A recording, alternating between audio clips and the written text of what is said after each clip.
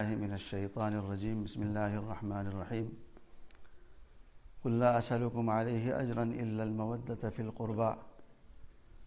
فقال النبي صلى الله عليه وسلم: من أبغض أهل بيتنا فهو منافق.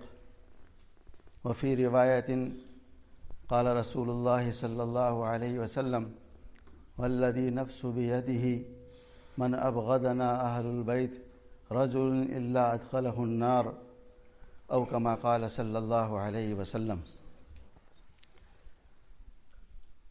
ترمذی شریف میں ایک حدیث آئی ہے. اللہ جل شانہ ارشاد فرماتے ہیں کہ تم مجھ سے محبت رکھو اس لیے کہ میں تمہیں روزی دیتا ہوں، اور مجھ سے محبت رکھو، اللہ کے نبی صلی اللہ علیہ وسلم فرما رہے ہیں مجھ سے محبت رکھو اس لیے کہ میں تمہارے درمیان واسطہ ہوں، اللہ کا ایمان کا ذریعہ ہوں. اور میرے اہل بیت سے محبت رکھو میری وجہ سے، میرا حق ہے تم پر محبت کا، ایسے ہی میرے اہل بیت سے بھی محبت کا تم پر میری وجہ سے حق ہے. سادات کی محبت بھی ایمان کی علامت ہے، اور سادات سے بغض نفاق ہے. میں نے ایک حدیث پڑھی، اس میں آپ صاحب نے ارشاد فرمایا کہ ہمارے اہل بیت سے جو بغض رکھے گا وہ منافق ہے. ایک حدیث پہ تو آپ نے بہت تاکید سے ارشاد فرمایا، قسم کھا کر، قسم ہے اس ذات کی جس کے قبضے میں میری جان ہے، جو ہمارے اہل بیت سے بغض رکھے اللہ اس کو ضرور جہنم میں داخل کریں گے. ماشاءاللہ امت پر ایک قرض تھا. آج تک ہمارے علم میں ایسی کوئی تنظیم نہیں ہے جنہوں نے خالص سعادات کے تعاون کے لیے کسی تنظیم کی تشکیل کی ہو. اللہ عالم. یہ رابطہ علماء باٹلی بہت مبارکبادی کے مستحق ہے. انہوں نے اس پر توجہ دی اور امت سے قرض کو ادا کیا. امت میں اتنے سادات اس وقت بھی غریب، محتاج، فقیر ہے کہ ان کے حالات آدمی سنے تو آدمی رو پڑے. تعلیم سے محروم، زکوٰۃ لگتی نہیں، اور امت کا ایک مزاج بنا ہے صرف زکوٰۃ سے تعاون کرنے کا، للہ سے بہت کم. اچھا، ایک بات یہ بھی ہمارے وہاں معاشرے میں چل پڑتی ہے کہ جب کوئی کہتا ہے کہ فلاں آدمی سید ہے تو آدمی تنقید شروع کر دیتا ہے. دیکھو، ہمیں زیادہ تحقیق کا مکلف نہیں بنایا، اور زیادہ تحقیق کرنی بھی نہیں چاہیے. ایک حد تک مطلوب ہے، بہت بڑی رقم ہے، للہ کی رقم ہے، ذمہ دار اس بات کے ذمہ دار ہے صحیح حق جگہ پہنچائے. ایک حد تک تحقیق مطلوب بھی ہے، کرنی بھی چاہیے. لیکن اس تحقیق میں پڑھ کر آدمی اتنا غلو نہ کرے کہ اہل حق تک حق پہنچ نہ سکے. تو اس جماعت کو اللہ پاک خوب بہتر سے بہتر بدلہ عطا فرما دے، جس نے سادات کے لیے خاص طور پر اہتمام کیا. بہت بڑے درجات سادات کے ہیں. اس کتاب میں آپ پڑھیں نا تو حیران ہو جائے.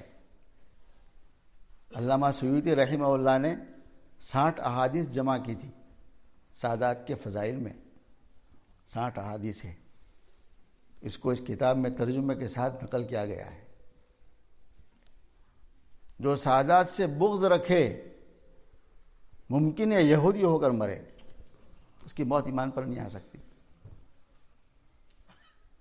اور سادات کے وہ لوگ جو بظاہر دیندار نظر نہ آتے، نہیں آ رہے، ان سے بھی درگزر کر دو. ایک حدیث میں آپ صلی اللہ علیہ وسلم کا ارشاد منقول ہے کہ میں نے تمہارے لیے اللہ سے 3 دعائیں کی ہے. انی دعوتکم ثلاثا، میں نے تمہارے اہل بیت کے لیے فرما رہے آپ صلی اللہ علیہ وسلم، اپنے خاندان کے لیے میں نے اللہ تمہارے 3 دعائیں کی ہے. ایک تو اللہ پاک تمہیں ثابت قدمی نصیب فرما دے،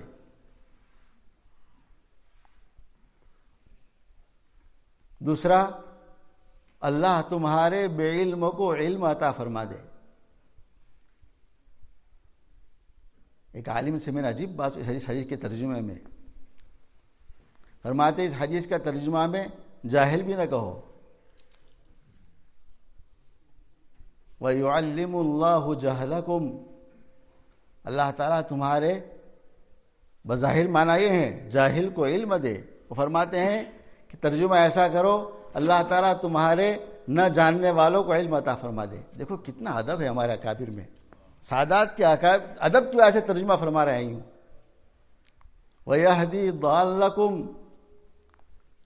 اور اہل بیت میں جو حضرات تھوڑے راستے سے ہٹ گئے ہوں ان کو اللہ ہدایت دے گا، اللہ کو ہدایت دے۔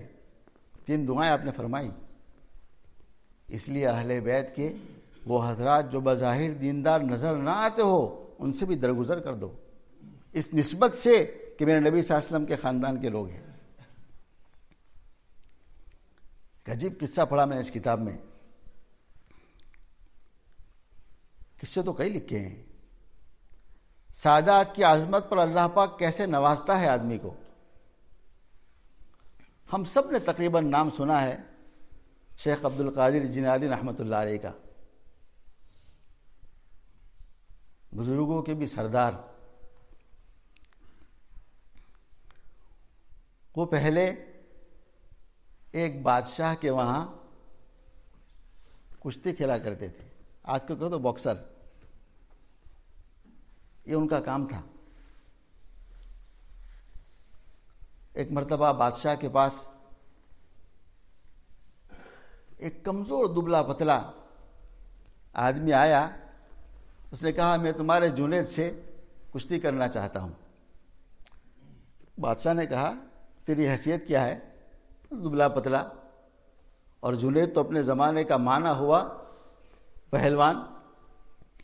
کہنے لگے بادشاہ سلامت، یہ تو میدان میں پتہ چلے گا، آپ ہمیں اتار دیجئے میدان میں بس۔ بادشاہ نے کہا ٹھیک ہے۔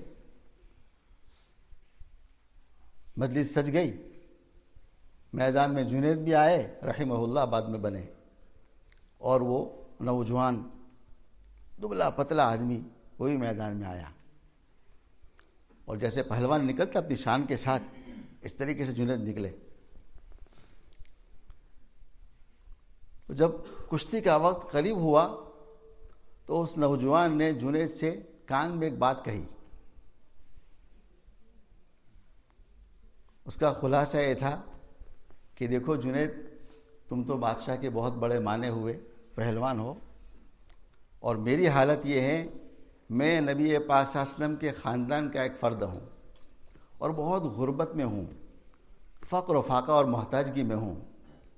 اگر آج مقابلے میں تم ہار گئے اور میں جیت گیا تو مجھے بادشاہ سے ہدیہ انعام مل جائے گا، میرے بیوی بچے پل جائیں گے، تمہارا تو کوئی نقصان ہونا نہیں۔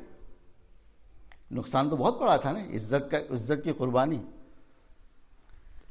اللہ اکبر۔ کشتی شروع ہوئی، تھوڑی دیر میں جنید گر گئے، تو لوگوں میں تالیاں بج گئی، حیران بھی ہوئے کیا بات ہے، جنید جیسا پہلوان مانا ہوا آدمی اور اس سے ہار گیا۔ پھر دوسرا راؤنڈ چلا، پھر جنید ہار گئے، گر گئے۔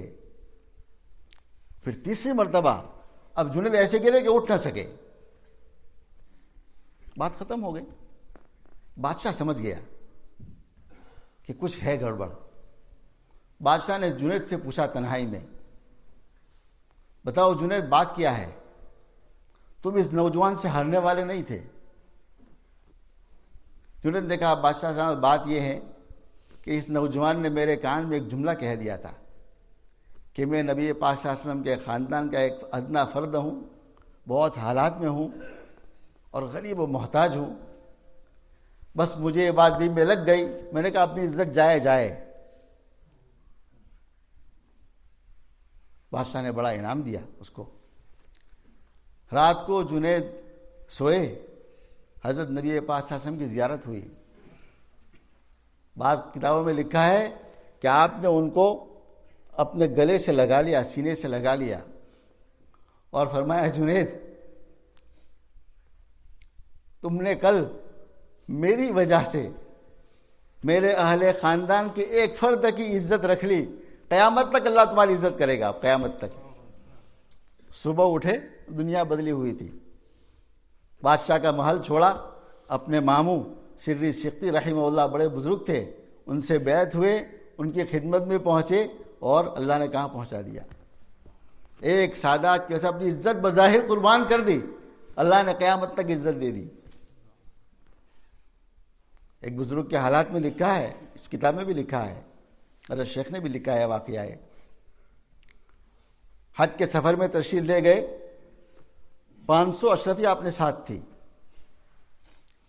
قافلے چلتے تھے، رات کو قافلے کہیں ٹھہر جاتے، صبح ہوئی تو بزرگ نکلے کچھ سامان خریدنے کہ سفر کے لیے کچھ سامان خرید لے۔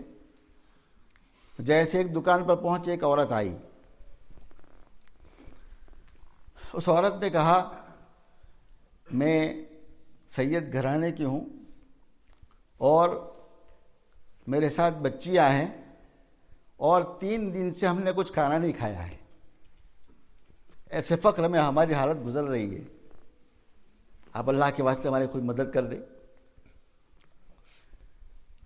بزرگ نے سوچا کہ حج تو بعد میں بھی ہو جائے گا، نبی پاک صلی اللہ علیہ وسلم کے خاندان کی ایک عورت اس فقر میں ہے کہ 3 دن سے بچے بھی بھوکے ہیں، پوری تھیلی ان کو حوالے کر دی اور واپس آ گئے قافلے سے، حج نہیں کیا۔ جب حج کا زمانہ ختم ہو گیا، قافلے کے لوگ حج کے بعد آئے، ہر آدمی کو مبارکباد دے بھی دیتے تھے، اللہ آپ کا حج قبول کرے، تو وہ بھی کہتا تھا اللہ آپ کا حج قبول کرے۔ ہم نے آپ کو مینا میں دیکھا تھا، کسی نے کہا ہم نے آپ کو عرفات میں دیکھا، کہ ہم نے آپ کو مزدلفہ میں دیکھا۔ بہت حیران ہوئے کہ میں تو حج میں گیا نہیں اور سب مبارکباد مجھے ایسے ہی دے رہے ہیں۔ میں غور و فکر میں تھا، میں نے رات کو آپ صلی اللہ علیہ وسلم کی زیارت کی خواب میں۔ کیسی بشارت سنائی آپ صلی اللہ علیہ وسلم نے؟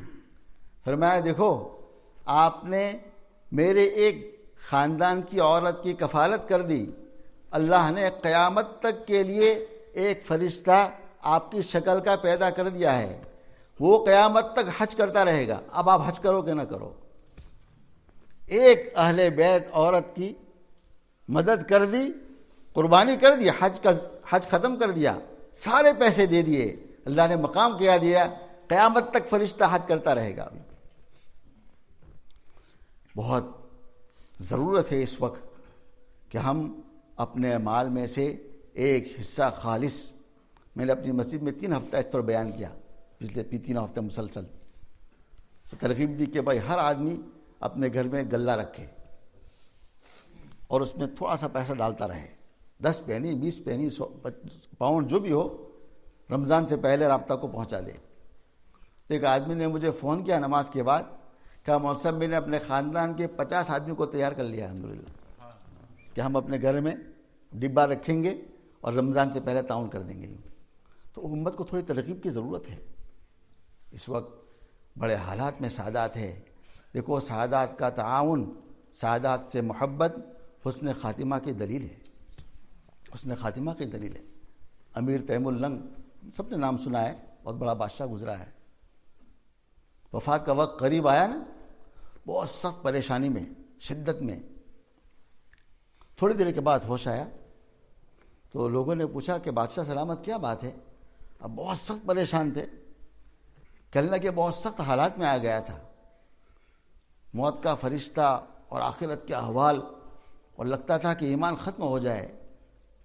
ایسے حالات میں نے آپ صلی اللہ علیہ وسلم کی زیارت کر لی اسی وقت، اور آپ صلی اللہ علیہ وسلم سب کو ہٹا رہے ہیں، ہٹو یہاں سے۔ یہ بادشاہ ہمارے اہل بیت سے بہت محبت کرتا تھا، صرف محبت کی وجہ سے اللہ نے آخرت کی منزل کو گویا آسان کر دیا۔ حاجی صاحب رحمۃ اللہ علیہ، حاجی نواب صاحب نے لکھا ہے کہ مولانا قلندر علی صاحب تھے مکہ معظمہ میں، ایسے بزرگ تھے جن کو روزانہ بلا ناگہ آپ صلی اللہ علیہ وسلم کی زیارت ہوا کرتی تھی، کوئی دن خالی نہیں جاتا تھا۔ ایک شتربان کا بچہ، اونٹ والا، اس کا ایک بچہ آیا، کوئی اس نے غلطی کی ہوگی، اس کو زور سے ایک تماچا مارا، اس دن سے آپ کی زیارت ختم ہو گئی۔ مدینہ منورہ پہنچے، مکہ معظمہ وہاں رہتے تھے، وہاں ایک بزرگ سے ملے، نام تو مجھے یاد نہیں رہا، ان سے کہا کہ میری یہ حالت ہو گئی ہے، میں روزانہ آپ کی زیارت کرتا تھا صلی اللہ علیہ وسلم، اب بالکل محروم ہو گیا ہوں۔ انہوں نے فرمایا مسجد کے فلاں دروازے پر کھڑا ہو جانا، نماز کے وقت میں ایک عورت مسجد میں آئے گی، بوڑھی، ایسی شکل مجذوبہ ایک عورت ہے، ان سے اپنی شکایت پیش کرنا۔ کہا ٹھیک ہے، پریشان تھے نا۔ تو جب وہ عورت آئی، دیکھا وہی شکل کی مجذوبہ، ان سے درخواست کی کہ میں بہت پریشانی میں ہوں، حالات یہ ہو گئے۔ اس نے ایک زور سے چیخ ماری اور کہا کہ وہ شتوربان کا بچہ، اونٹ والے کا بچہ، وہ سعادات تھا، اس کے تماچے نے محروم کر دیا، اب موت تک زیارت نہیں ہو سکے گی۔ ایک سعادات کو ایک تماچے سے آپ صلی اللہ علیہ وسلم کی زیارت سے ہمیشہ کے لیے محرومی ہو گئی۔ اس لیے ہمیں اللہ سے مانگنا بھی چاہیے، اللہ تعالیٰ ہمارے دل میں سعادات کی عظمت اور محبت پیدا کر دے۔ دعا بھی کرنی چاہیے اور اپنے دل کو ان سے حسد، کینہ، بغض سے پاک کرنا چاہیے۔ سعادات کا بہت بڑا درجہ ہے۔ ہاں، سعادات کی ذمہ داری یہ ہے کہ اپنے اعمال کو بہت اچھے درست کر لے۔ معارف القرآن میں حضرت مفتی شفیع صاحب نے کہیں لکھا ہے کہ کوفہ کی جامع مسجد میں ایک بزرگ حبشی نماز پڑھ کے نکلے، تو ساتھ مجمع خدام کا، عقیدت مندوں کا، ان کو لے کے چل رہا تھا۔ ایک آدمی آیا ادھر سے، سامنے سے، اور آگے گریبان پکڑ لیا بزرگ کا اور زور سے جھٹکا دیا، اور بہت ہی جرأت کے ساتھ، گویا بے ادبی کے ساتھ کہنے لگا تو کالا حبشی ہے، اور تیرے ساتھ یہ خدام، اور تیری عزت، عداوت، اور میں آپ صلی اللہ علیہ وسلم کا خاندان کا اہل بیت میں سے ہوں، مجھے کوئی پوچھتا بھی نہیں۔ تو خادموں نے کچھ سختی کرنا چاہی ان کے ساتھ، روک دیا، کہا چھوڑ دو۔ اس کو قریب غور کیا، اپنا ہاتھ اس پر شفقت سے رکھا اور کہا دیکھو بیٹے، بات یہ ہے کہ میرا رنگ تو کالا ہے، میں حبشی ہوں، مگر میں نے تیرے نانا کی سنت کو اپنا لیا، تو لوگوں نے میری اس شکل میں تمہارے نانا کی سنت کا نور دیکھ لیا، اس نور کی عزت ہو رہی ہے، اور تم نے باوجود سادات ہونے کے اپنے نانا کی سنتوں کو چھوڑ دیا، لوگوں نے تمہارے چہرے پر اس بدعت کا، ترک سنت کا نور ختم دیکھا، ظلمت دیکھی، تمہارا اکرام ختم کر دیا۔ کیا سمجھانے کا انداز تھا، اس کے دل میں بات اتر گئی۔ تو سادات کو بہت چاہیے کہ اپنے اعمال بہت اچھے کرے، آپ صاحب کی نسبت کا خیال بھی رکھے، اور ہماری ذمہ یہ ہے ہم ان کا ادب و احترام کریں، زیادہ تحقیق میں نہ پڑے، معمولی تحقیق کے بعد جو ہم سے تعاون ہو سکتا ہو ضرور تعاون کرے۔ آخری بات کہہ کر بات ختم کر دوں، سادات کی عظمت کیا ہے۔ ایک سادات خاندان کے ایک بزرگ گزرے ہیں، شیخ محمد بن عواد جواد رحمہ اللہ، بہت بڑا عالم بھی تھے۔ تو ایک عورت نے آ کر ان کے زمانے میں، بادشاہ متوکل بھی سادات میں تھا، متوکل سے کہا کہ میں سادات عورت ہوں، بہت غربت میں ہوں، فقر محتاجی میں ہوں، میری مدد کرو۔ تو بادشاہ نے کہا ہم تحقیق کریں گے تو سادات میں ہے کہ نہیں۔ تو شیخ کو بلایا، محمد جواد رحمہ اللہ کو، کہا کہ عورت سادات ہونے کا دعویٰ کر رہی ہے، ہم کیسے پہچانیں؟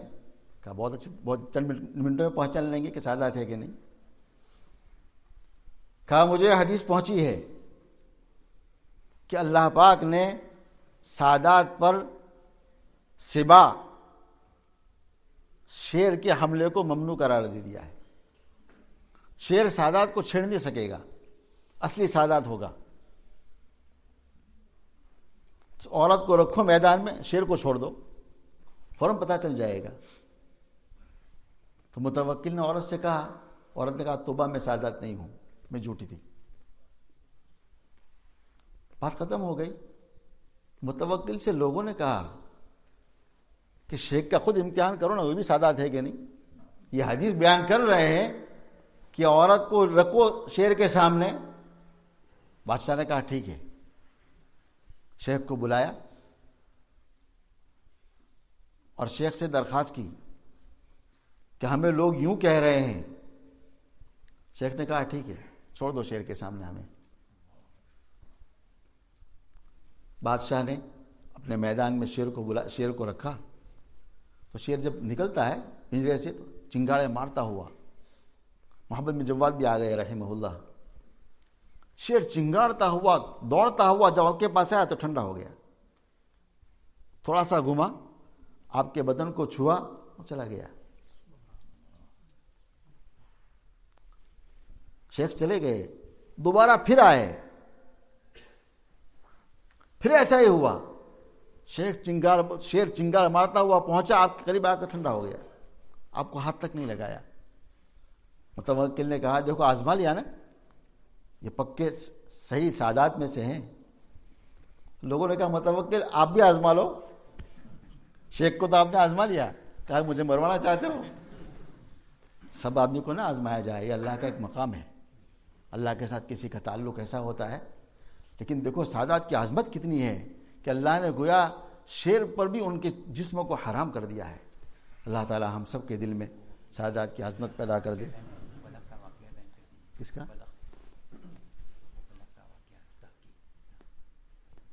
بلق کا سمجھا ہی نہیں میں.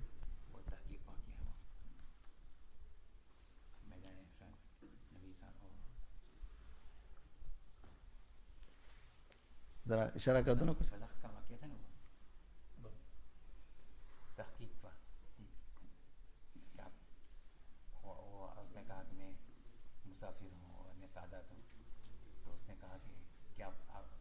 اچھا اچھا، اللہ اکبر. ایک عورت نے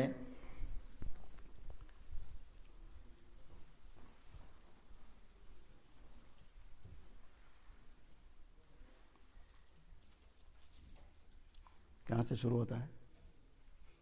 آپ ہی بیان کرتے ذہن میں ہو. میں نے بیان تو کیا لیکن مجھے یاد نہیں آ رہا ہے.